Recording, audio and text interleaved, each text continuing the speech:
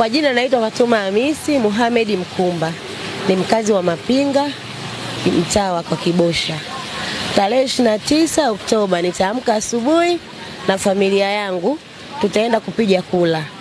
Na wasisi wa Tanzania wenzangu, tujitokeze kwa wingi tukapige kura, tuwachague viongozi tunaowataka.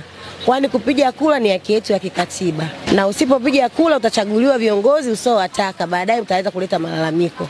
Tujitokeze kwa wingi tukapige kura wa Tanzania.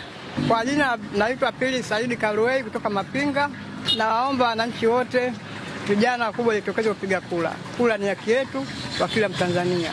Nawaomba wananchi wote, vijana wakubwa, jitokeze kupiga kura. Kura ni haki yetu kwa kila Mtanzania. Mimi kwa ujumla naomba Mwenyezi Mungu anipe uhai niende kapige kura kwa muda mwafaka. Na naomba na wengine wote jitokeze. Mwenyezi Mungu atujalie kwa wote twende kupige kura.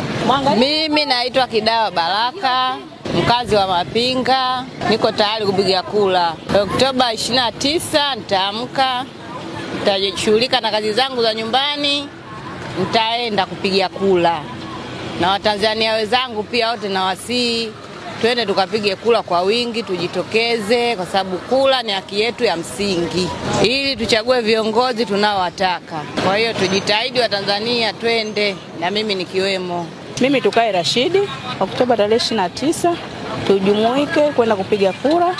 Asubuhi na mapema nitaamka mimi na familia yangu, tutaenda kupiga kura. Tutapomaliza kupiga kura tutakuja kufanya shughuli zangu za maendeleo zaidi tena. Watanzania wenzangu, tujumuike kwa pamoja tukapige kura, tuchague kiongozi tunayomtaka. Kwani kupiga kura ni haki yetu katiba.